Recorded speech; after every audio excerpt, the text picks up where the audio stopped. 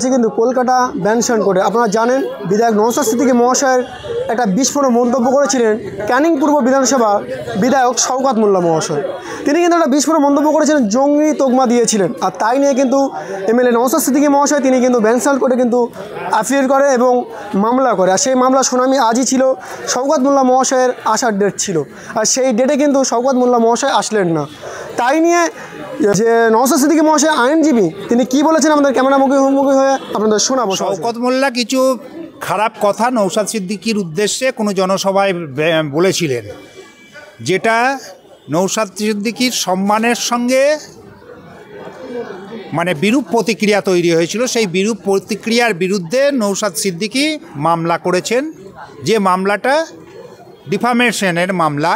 সেই মামলা ACMM 2 মানে অতিরিক্ত চিফ মেট্রোপলিটন ম্যাজিস্ট্রেট 2 নম্বর কোর্ট, সেখানে মামলাটা গৃহীত হয়েছিল এবং সেই মামলা 19 নম্বর কোর্টে ট্রান্সফার হয়েছিল। 19 নম্বর কোর্ট থেকে শওকত মোল্লার উদ্দেশ্যে এটি নোটিশ জারি করা হয়েছিল যে তার কিছু বক্তব্য থাকলে কোর্টে উপস্থাপনা করতে। কিন্তু দুর্ভাগ্যবশত তিনি নোটিশ রিসিভ করা সত্ত্বেও কোর্টে উপস্থিত থেকে নিজের বক্তব্য উত্থাপন করার সুযোগ পাওয়া সত্ত্বেও কিছু বলতে আসেননি বা কোনো উকিলবাবুকে পাঠাননি। ফলে কোর্ট সোমোটো ওনার এই আবেদন গ্রহণও করেনি, কোনো কিছু বলেননি। কিন্তু নওশাদ সিদ্দিকীর মামলা গৃহীত হলো এবং নওশাদ সিদ্দিকীর আগামী দিন ঠিক হলো যে যাতে নওশাদ সিদ্দিকী তার মামলার প্রাথমিক উপস্থাপনার পর্ব উত্থাপন করবেন কোর্টেতে 5 দিন আগামী ডেট। পরবর্তীতে যদি শওকত মোল্লা এইরূপ আচরণ করে বা এরকম কোনো ভাষা ব্যবহার করে, তার পরিপ্রেক্ষিতে কোনো বড় কিছু হবে কি আশা করেন? উনি করবেন কি করবেন না সেটা ওনার বিষয়। উনি যদি করেন, কোর্ট পরবর্তী পর্যায়ে কি ব্যবহার করবে সেটা কোর্ট গৃহীত সিদ্ধান্তে ঠিক করবেন। আইন এবং আদালত তার হচ্ছে যে বিচার্য বিষয়, বিচার্য বিষয়ে একজন বিচার প্রার্থী যা যা মন্তব্য করবেন তার সবগুলো গৃহীত হবে কি হবে না কোর্ট বিচার করবে। এই যে আজকের কোর্টে ডাকা হলো কিন্তু কোর্টে হাজিরা দেননি, এটা কি কোনো রাজনৈতিক দলের কর্মী যে রাজনৈতিক দলটা করেন সেইটা স্বেচ্ছাচারিতার দল। স্বেচ্ছাচারী ব্যক্তি নিজেকে বিচার ব্যবস্থার থেকে ঊর্ধ্বে মনে করছেন, তাই তিনি কোর্টে আসেননি। বিচার ব্যবস্থার প্রতি মিনিমাম হচ্ছে যে সহানুভূতিশীল হলে কোর্টের নির্দেশ গ্রহণ করে উপস্থিত থাকতেন। পরবর্তীকালে যদি তিনি নাও আসেন কোর্টে তাহলে কি হতে পারে? কোর্ট নির্দিষ্ট যে প্রসিডিউরাল ব্যবস্থা আছে, দরকার হলে ওয়ারেন্ট ইস্যু করে উঠিয়ে নিয়ে আসবেন, সরকারি খরচায় বিনা ভাড়ায় কোর্টে আসবেন, বড় গাড়িতে আসবেন, ছোট গাড়ি দরকার হবে না।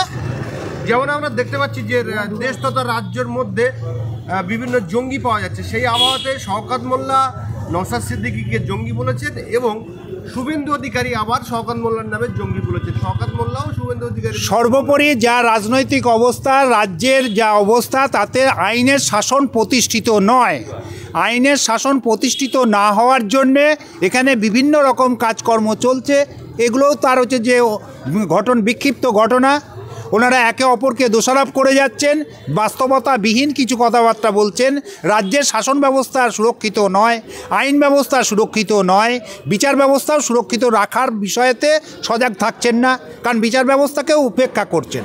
আপনার নাম? ইয়াসিন রহমান সহ অন্য আইনজীবীরা আছেন, সকলেই।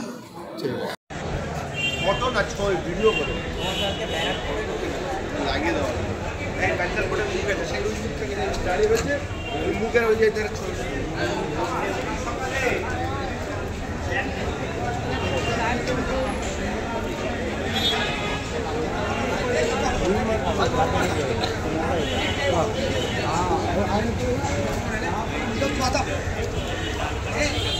জিএসটি রে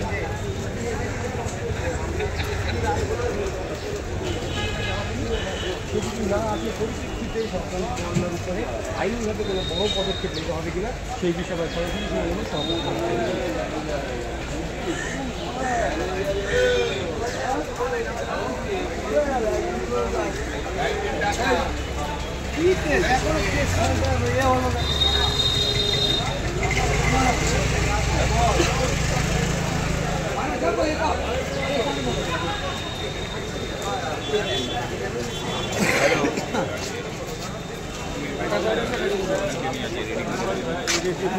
हाँ आपका जो टाइम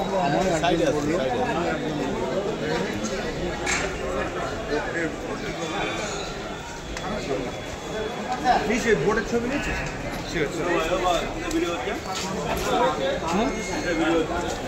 সোশ্যাল মিডিয়া